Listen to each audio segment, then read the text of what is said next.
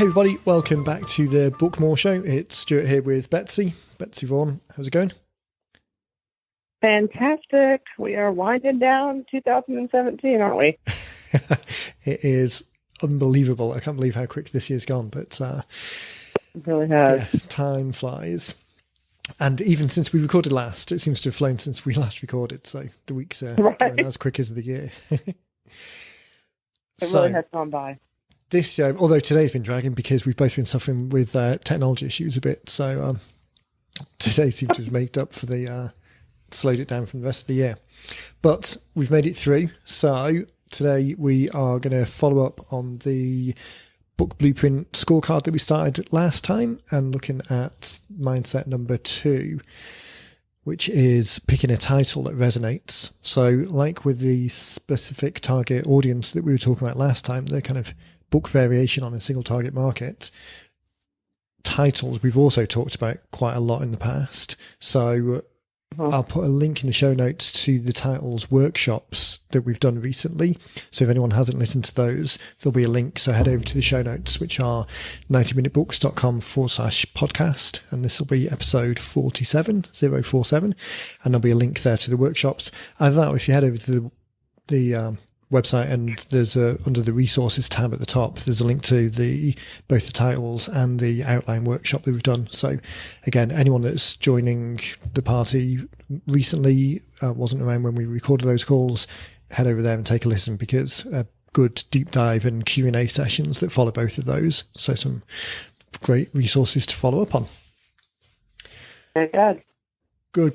Talking about follow up, the one thing that I did want to pick up on, from last week's call, in a couple of emails, one particularly was a note talking about a point that we've mentioned before with a couple of people, and specifically about choosing that way of dialing in, which is that kind of this concept of it could be for anyone, so who should it be for?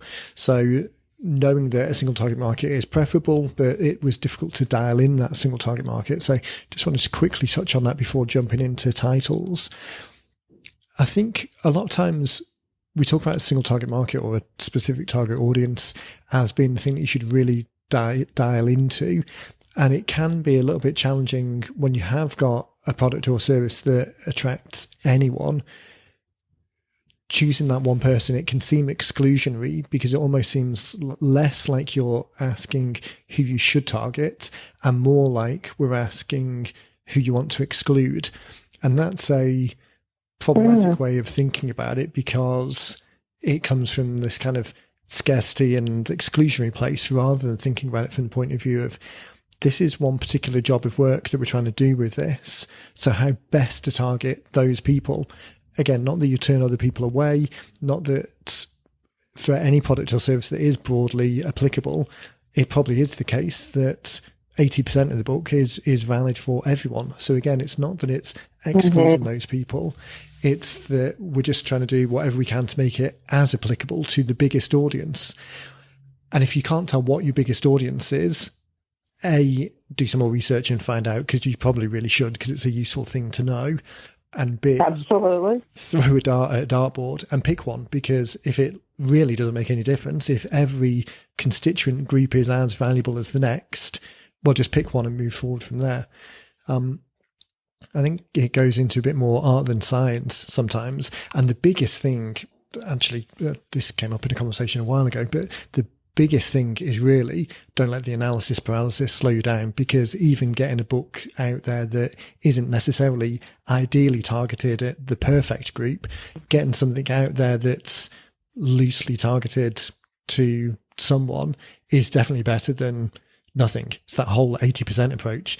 Going from zero to something is 100 times better than, or you get a significant return on the first 80%, then the second 80%, and then the third 80%, and the fourth is all diminishing returns. So don't get too hung up. So I think anyone that's kind of stuck on that point of not of being too concerned about picking the perfect audience or not knowing how to dial it in, understand a couple of things. One, all of the content in the book is probably relevant to everyone, and then it's just the tailoring in. It's like Dean's used the example before of the advertising in a supermarket to people who like cakes versus people who like chocolate cakes.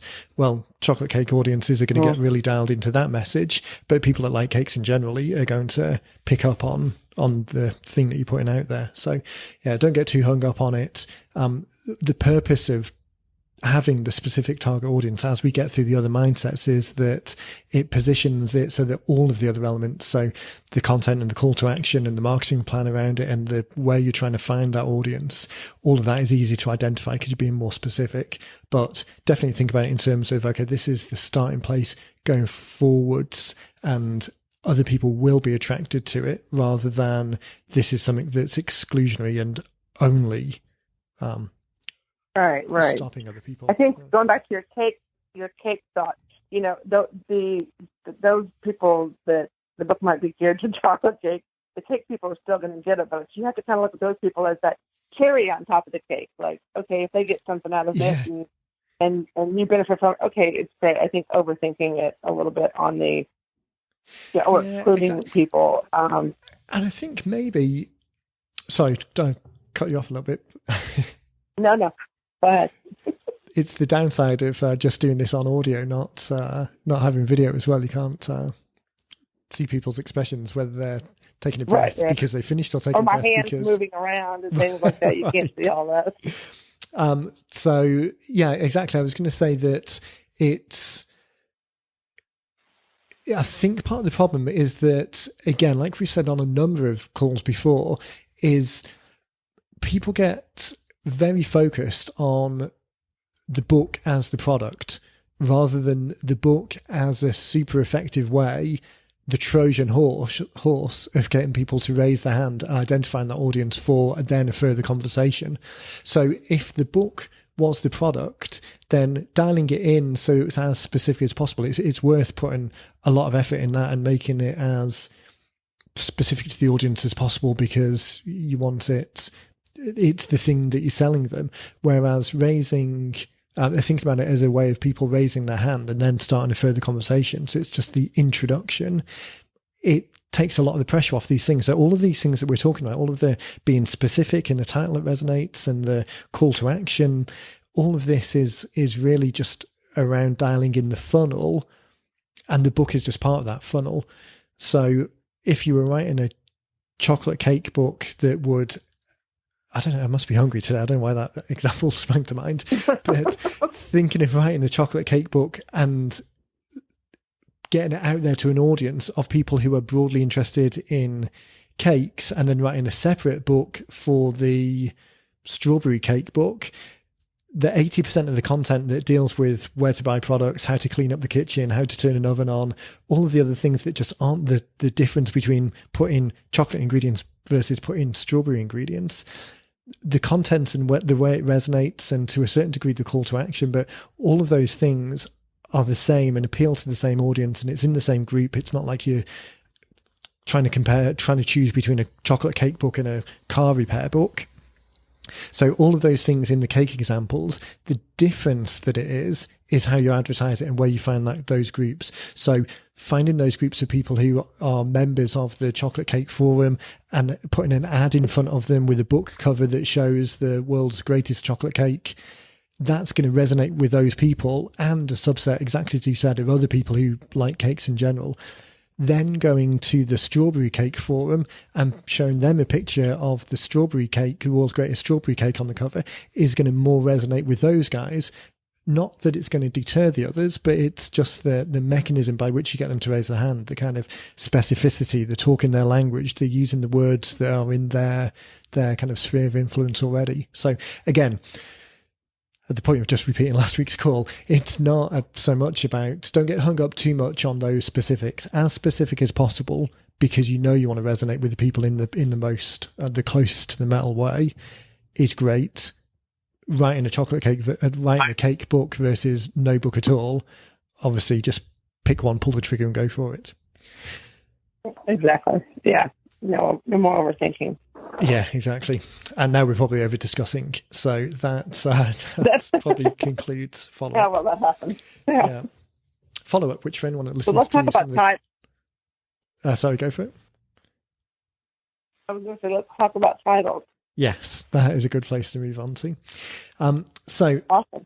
the book blueprint scorecard, if if you don't have a copy of it yet when you're listening to it, either head over to the show notes, as I mentioned, 90minutebooks.com/podcast, or head over to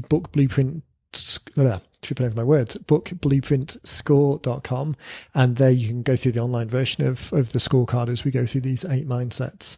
So number 2, we're looking at titles that resonate. So having picked a single target market, having identified that it's chocolate cake lovers that we're looking for specifically rather than strawberry cake lovers or general cake lovers, then picking that title of how to make the world's greatest chocolate cake versus something more generic, like I'm trying to think of some of the slightly more random ones that we've had, but calling it something like taste sensation or mouth explosion or one of these kind of slightly clever titles that need a little bit more explaining or take a little bit more to get through. Making it as clear as possible, as specific as possible, is the best way to get people to raise their hand, particularly in a kind of social media context where the majority of engagement is kind of scrolling type engagement in a feed of information. So when you think about running Facebook ad campaigns, this is an ad that will appear only once or twice to, depending on how you've got a campaign set up, but it will only appear once or twice to a person.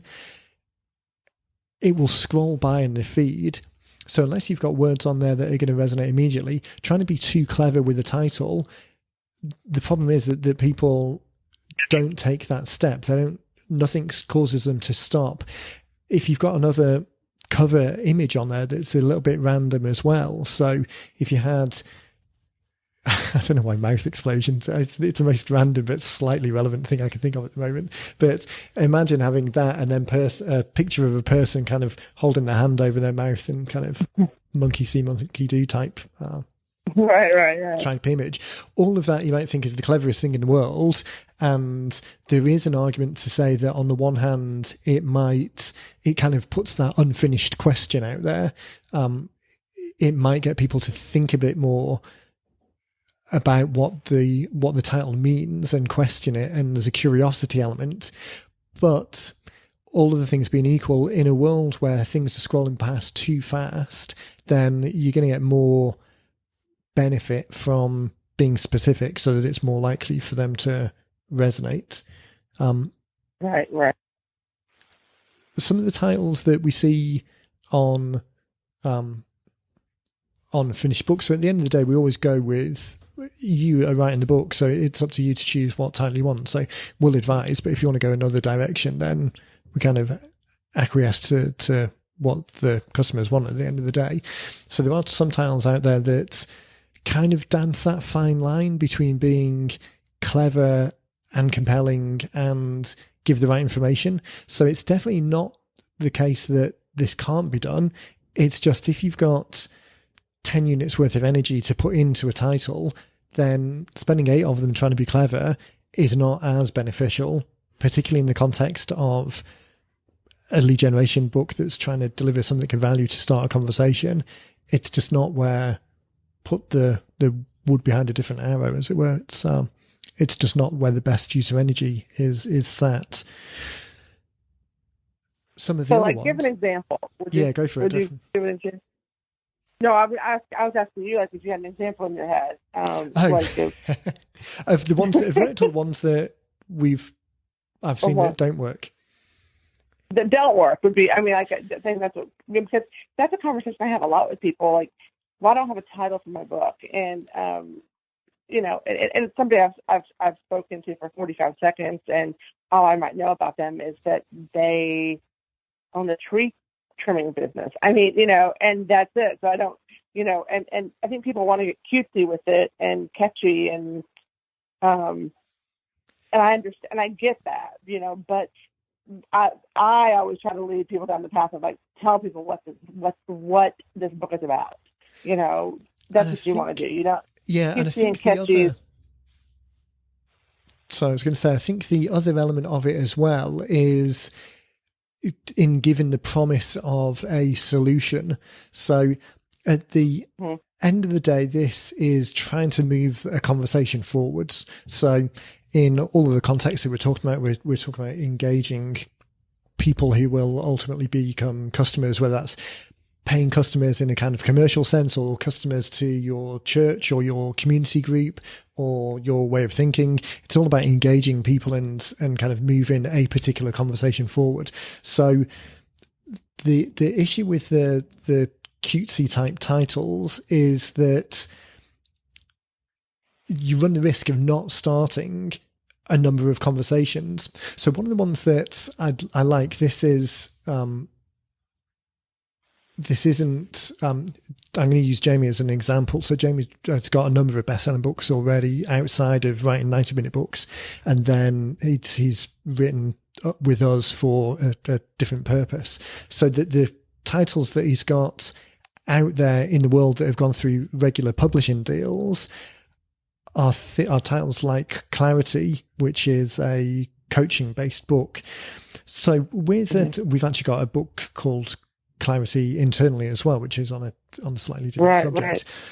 But one word titles like that, I think, bridge the gap, have the potential of bridging the gap depending on the context in which they're used. So the word clarity does that it answers the point of almost promising someone the solution.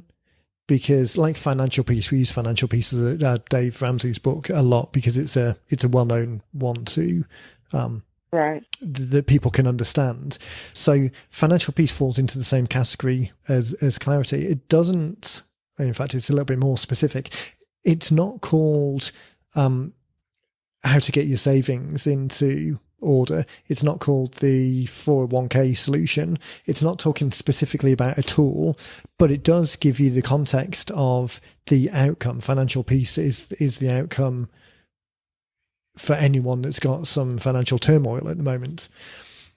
How long it took them to come up with that title, how many other versions they brainstormed before that, how much effort it took to get to that. Obviously, we don't know as outsiders. Clarity is the same. Clarity is marketed very specifically with a group of people who are likely to know the context of the solution that the book offers, if that makes sense. So again, within the framework of how it's being used, it makes sense. But other titles that are more straightforward, that give that are pretty explicit in the solution that they're delivering, it just means that people don't have to think about it as much, and you can use it in a slightly broader context because there's no kind of you don't have to go in with a preconceived notion of how much people understand about what you're trying to say in order for the title to make sense. Does that make sense, the kind of context element? Yeah, absolutely. I was thinking about books that come to mind. I download a cover.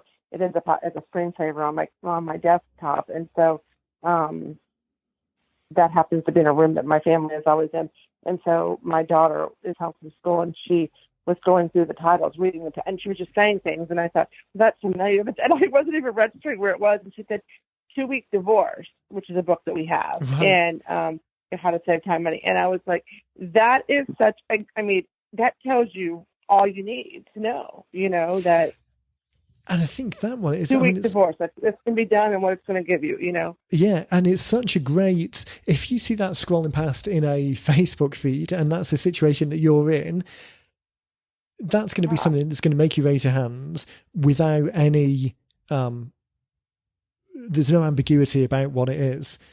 Even it's such a straightforward cover as well. Even the subheading and the steps underneath it are very kind of clear. Right. There's another one, Rethink the Ink, which that kind of sits on that line between, it's quite cutesy because there's some rhyming in there and it sounds nice, but it's pretty clear on what it is. You don't necessarily need to, I don't know what the latest is in tattoo removal, but whatever the underlying technologies are, it isn't saying that this is technology A solution or technology B solution. It's just enough to give people the steps, the inclination that there is a solution to a tattoo-based problem. Exactly.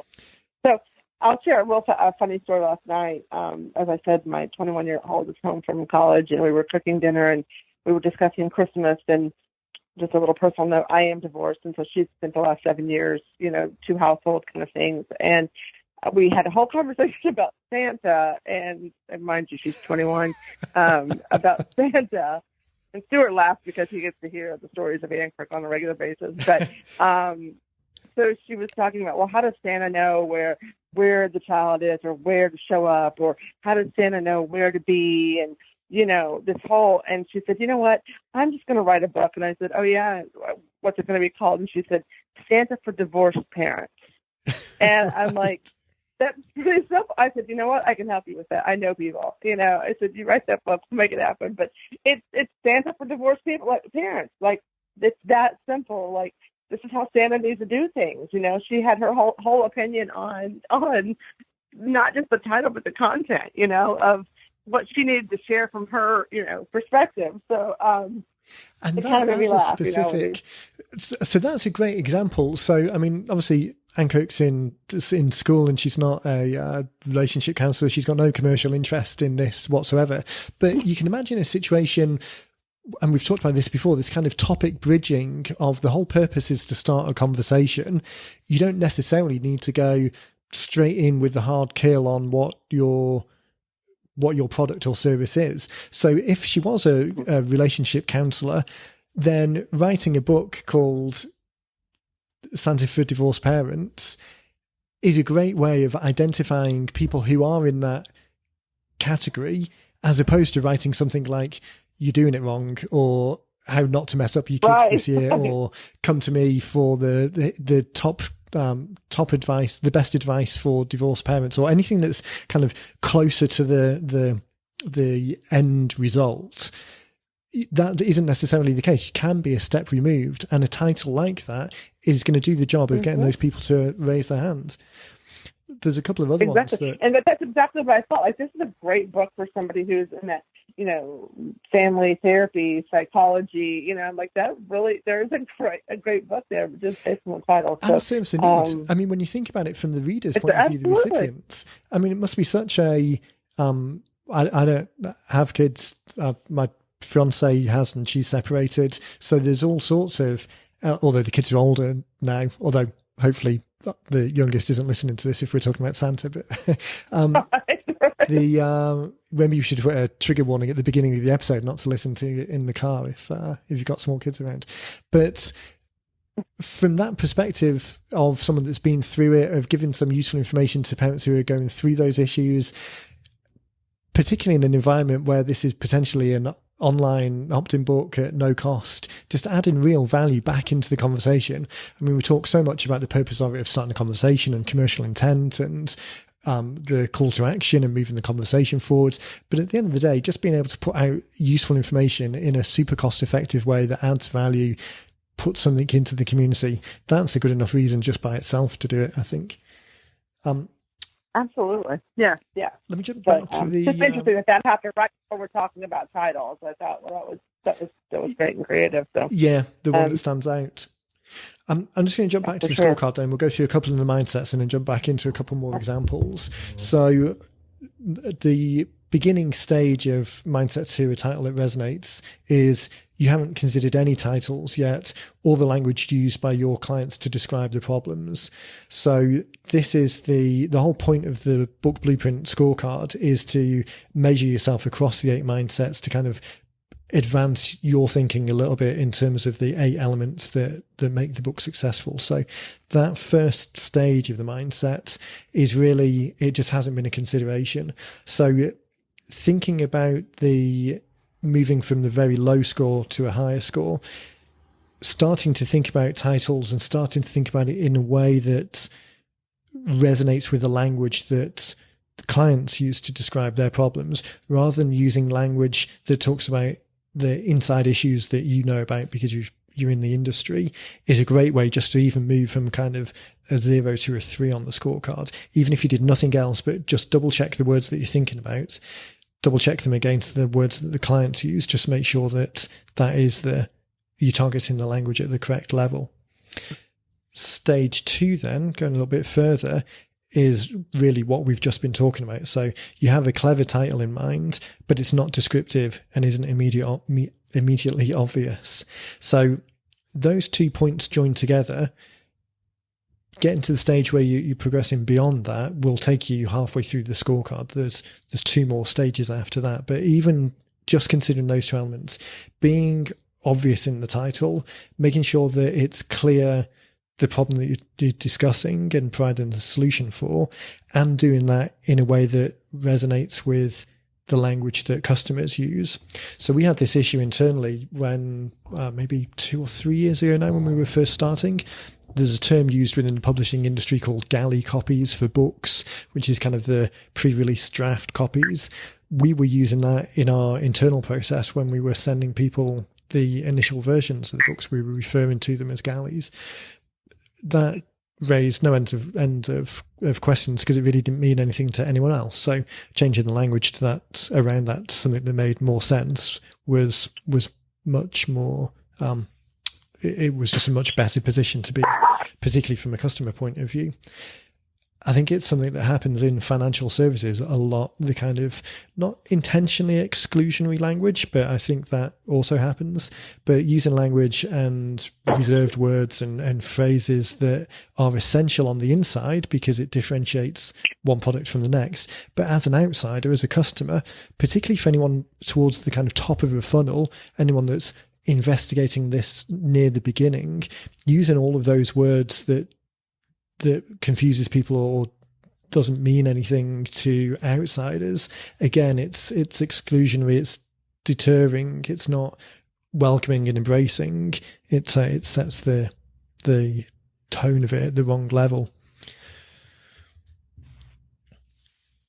Some of the just looking down some of the titles that we've got on the gallery, and again, anyone that's listening to this, that's a great exercise to do as well, is just head over to 90minutebooks.com/gallery, and you'll see a whole load of the examples that we've got up on there. The combination of the scorecard mindset number 2, the title, and then scorecard mindset number 3 that we'll talk about next week, the amplifying, a subheading that amplifies the message. The blend of those in every case, we're pretty good at going back to people and just giving that sanity check of making sure that these words mean something. That this, even if people want to go with the clever title, making sure then that there's an explanatory subheading, that it's a little bit clear what happens, what people are requesting it for. I think that's a key thing across all of these that I'm looking through now. Yeah, I was just looking at at one, I was kind of scrolling the college prep roadmap, without reading the subtitle, you can, and it says the ultimate guide for what to do, when to do it, and what not to do on the road to college of your dreams. I mean, just that the college prep roadmap tells you, oh wow, this is a book for someone who is preparing to go to school. This is going to help me. You kind of know exactly what it is, potentially what you're about to read. So it's a great example. And just scrolling, some of these are very, some of them can be very, when you look at an edge, with a football player on it. That's how to make it into your fantasy football league, playoffs. So just without the subtitle, you really don't have an idea of what the book would be about, And some of these as well, particularly on the gallery, I mean, there's a broad cross-section of books and their uses that are in there. So these are being used in different ways. So some of them we're talking about being clear and specific, but that's not necessarily always the job of work that the particular author or writer is trying to achieve. So there's always risk in sending people to a particular place to look at things because there isn't the context of the conversation around it, and you don't know how it's going to be used. I think with The college prep roadmap stands out. 2-week divorce. I just scrolled past the other example I was looking at, which was the North Carolina LGBT legal guide, the Erin's Law solution. Erin's Law solution is an interesting one because that has some reserved language in Erin's Law, but the context in which that was being used is being marketed specifically to people who know what that term means. And if you don't know what that term means, then you're not that target market. So although we talked about, it's always the case that the answer to everything is it depends. So although a few minutes ago we were saying specifically don't use reserved language, that is a use case where it is applicable and it works. There's another one we have, the FBA payday. If you know what FBA is, then this book is going to resonate. If you don't, then it probably doesn't matter. I think the bridge between when it does make a difference and when it doesn't make a difference is that audience that you're trying to go to.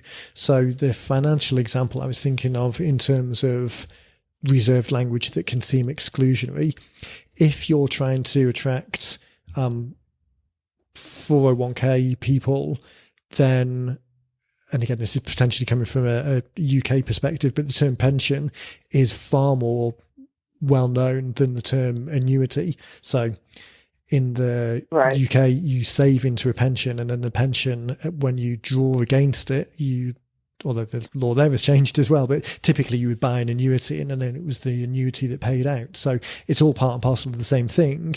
But from an audience perspective, pension is far more understood than annuity.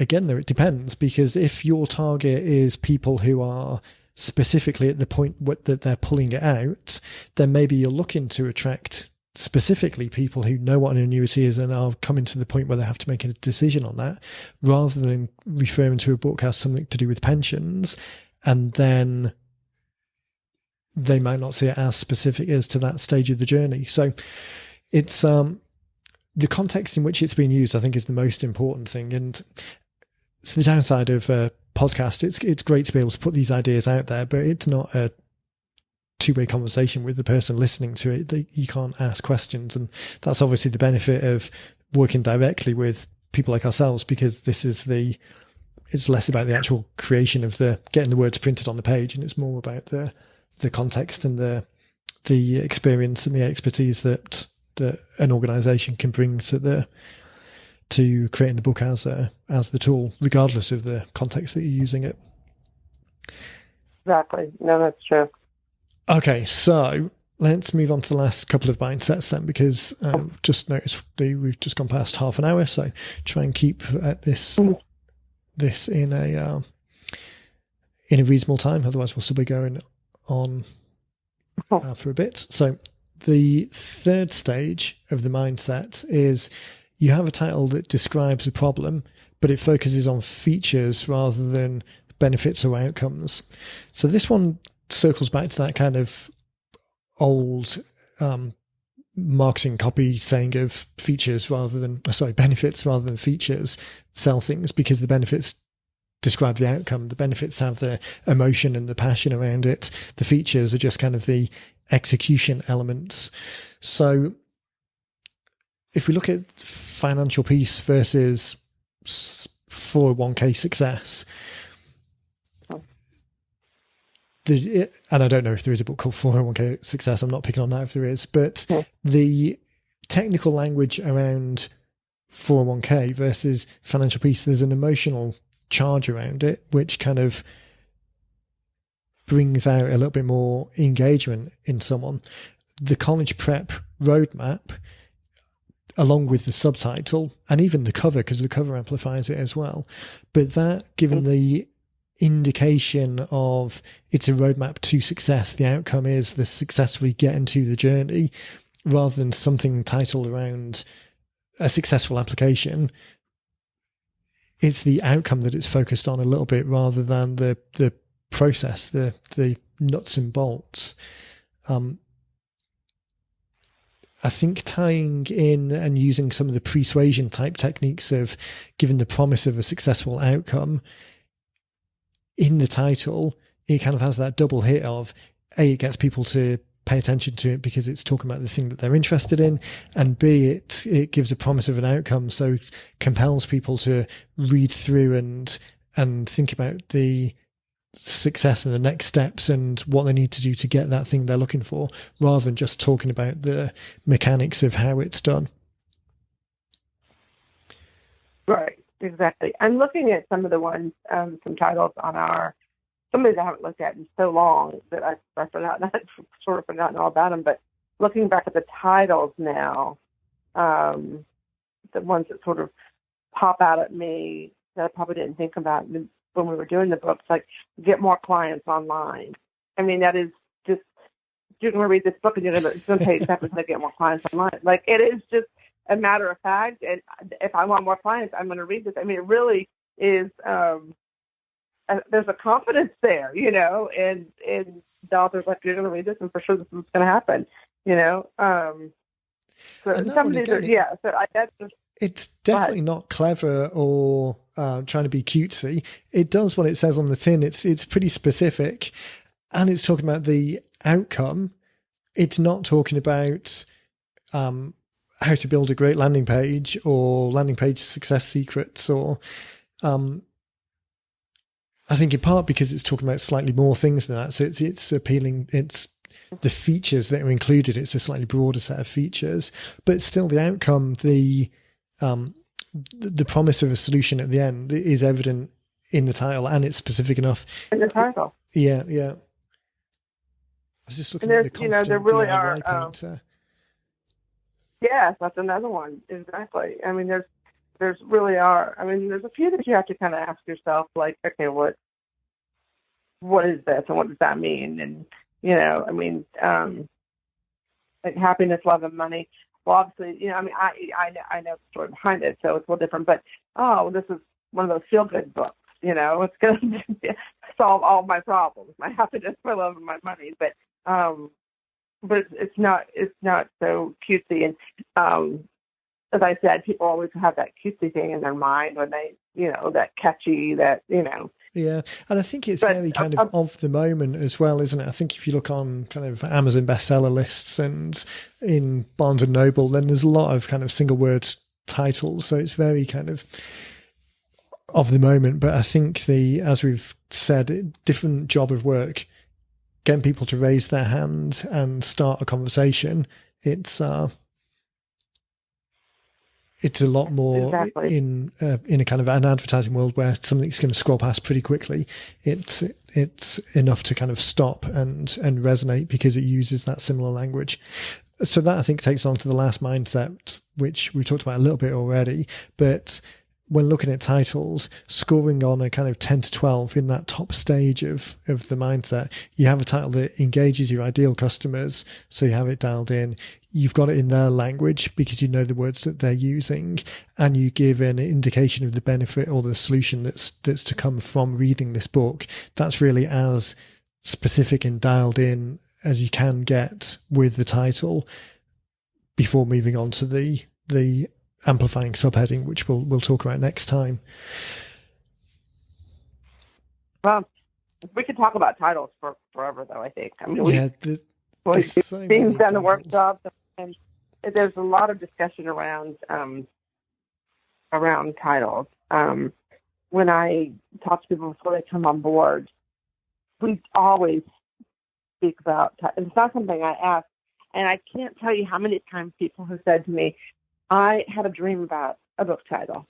And that's where their idea came to write their book. Like, it was truly in a dream, and I saw it, and, this is the title, and I always think that it's just so interesting, that leads to a whole conversation, truly.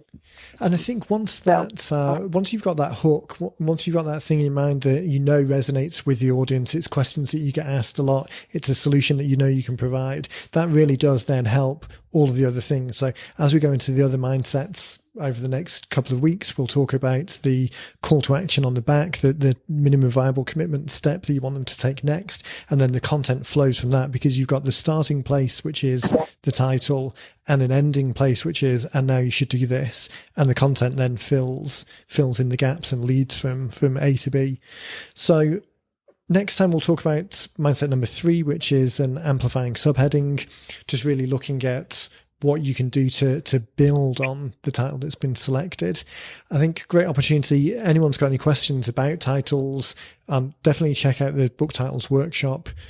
Shoot us an email to either support@90minutebooks.com or podcast@90minutebooks.com, and we're more than happy to answer those questions as they come through. Might give us some talking points on the next show. The show notes for this one are in, this is show 47, so head over to 90minutebooks.com/podcast and show 47, and we'll put links to all of the things that we've talked about. I think as we record this, it's mid-December, so the only other thing that's worth mentioning is I know a lot of people have got budgets that they need to allocate this year before we roll over into the next financial year. So don't forget that if you want to get some books purchased and ready to go for next year, then I know last year a number of people did that. Join the program now, and then if you're thinking about writing anytime in the next 6 to 12 months, then definitely an opportunity to get those locked in, and then we can start whenever you're ready in 2018. Yeah, we always do that spike in into December, beginning of January. Everybody has that goal of writing the book, so we can make that happen. Definitely. I think we should have an award. I think last year we had someone that came in at literally like 11:50 something on the last day of the year. So I wonder if we'll get anything kind of closer to the wire next year. Right. Or this year rather, sorry. Okay, anything that we've missed on titles? I think that was, again, we went a little deeper than I anticipated there, but some good examples, I think. Yeah, I think it was good information, and definitely people head over and look at some of the titles that we've done, and give us a call if you're wanting to figure it out. We'll walk you through the process. We'll help you. We'll have that conversation about your title. So a lot of information, a lot of general information today. Perfect. Okay, guys. Well, thanks everyone for your time. Thanks, Betsy, for your time. We will be back. Pleasure. Next week. As I say, any questions, shoot us a note to support@90minutebooks.com or podcast@90minutebooks.com, and we'll pick them up there. If you're ready to get started or want to get one locked in and then start next year, head over to 90minutebooks.com/get started. And looking forward to seeing what titles we'll work on with you. Thanks, everyone.